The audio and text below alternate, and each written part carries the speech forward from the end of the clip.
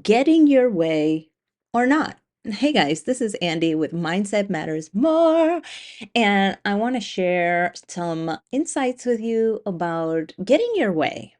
So, I recently watched a video of Tom Cruise and they were interviewing him, but the interviewer squirted him in the face. Now, this is like an old video, so you can go ahead and Google that. But it's an old video. Actually, you know what? I'm going to put a link to it in the description where the guy thought it was like hilarious, but Tom Cruise's eyes were like crazy because he was like, why would you do that? Why would you do that? He was like, no, no, no. Like, he was not letting the guy just run away. He was like, no, you have to answer for this. Like, it doesn't make sense why you would do this. Like, you're a jerk. And he was very much just staring this guy in the eyeballs. And so, what does this have to do with getting your way? Well, I mean, if you guys know anything about Tom Cruise, he's like the Lord and Savior of Scientology. And that man gets his way with anything and everything, to say the least, right? And, one of the things that I find interesting is the dynamic of ourself and when we deserve what we believe we deserve in this world. Now, you would ask somebody, hey, what do you think you deserve? And people will be like, hey, everything. But yet they live in a cycle of, not being successful. They live in a cycle of not finding love, that they find that they're in a cycle of not being healthy. And one has to think, do they really believe that they deserve everything if they're not getting it? And so recently I've been working with clients and who have said that, they believe that they deserve more, but then when you really dig in, even though they believe they deserve it, they don't believe that the world believes that they deserve it, which is a sneaky way of feeling like you don't deserve it, right? And I think it's really important to understand that in this world, you're only going to get what you believe you deserve. If you think, you know what, that I'm difficult or, people aren't going to pay me what I'm worth, or, I believe I'm worth it, but other people don't see that, it's going to block you from whatever it is that you're trying to get in this world. And so the reason that I bring up the whole Tom Cruise thing is that, he gets squirted in the face and his world is absolutely fucking rocked. You can see in his face and in his eyes that he's just like, this is not supposed to happen to me. This is not how the world operates.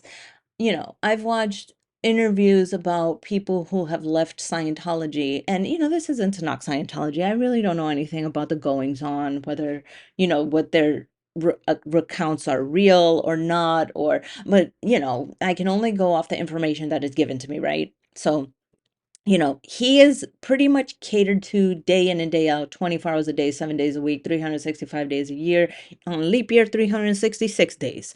So the fact that he's, has to step out of that reality and somebody play a prank on him where he cannot believe that somebody would step out of line to embarrass him like that. Like he's just like his mind is absolutely fucking blown. Like you can tell that there is like this, like, what, like that doesn't happen to me, like why would you do that? Because he believes that he deserves more. He believes that he deserves a level of respect because that's how he's being conditioned to feel in the realm of Scientology. So when he doesn't get that, like you can, like the his brain malfunctions. Like just watching him like talk to this guy, you can see that he does not know how to operate in a world that is not giving him anything and everything. Like he's just like, meet more, I do not compute. It's very bizarre. So, how come we cannot operate like that?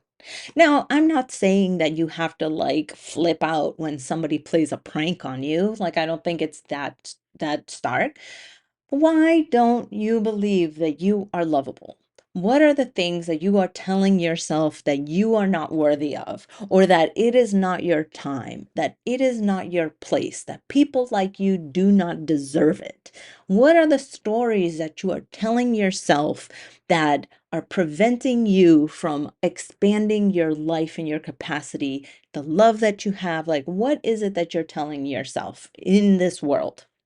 Now, another little example, and this is a little like you need to see the picture, but when we went to Provincetown last a few days ago, weeks ago, whatever, I don't know when this is posting, but we went down this art alley, and in it had a depiction of a scene from Alice in Wonderland. And in this picture, it was a scene where Alice was dealing with the Queen of Hearts. So you see the King of Hearts, you see the Knave of Hearts, you see like this scene, and the Queen of Hearts is yelling, "Off with her head!" And "Nonsense," said Alice very loudly and decidedly, and the Queen was silent.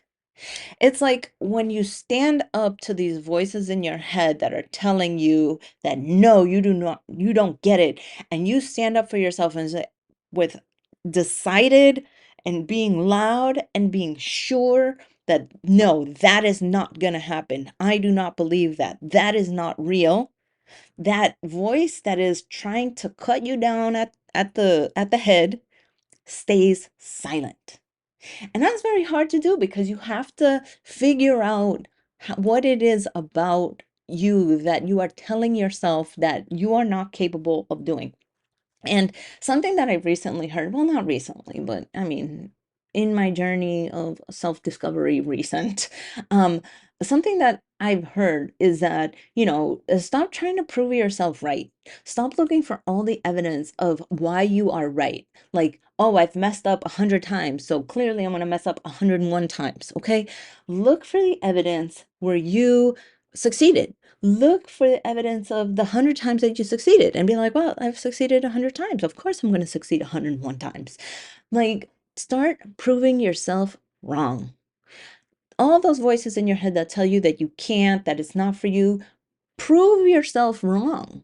You can start looking for the evidence of where it is that you are not, where you're not telling yourself the truth. And that can be jarring at first. That can be really hard at first.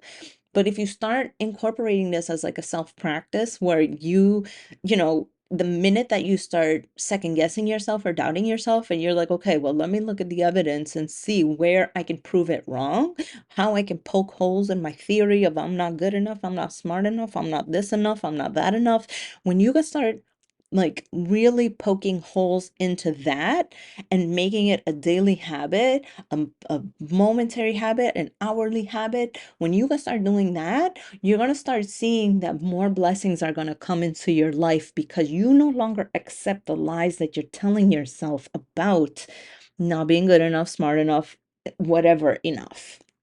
And so I just thought that that was a little bit of an insight that I've been having lately, is that I'm really working on why am I lying to myself?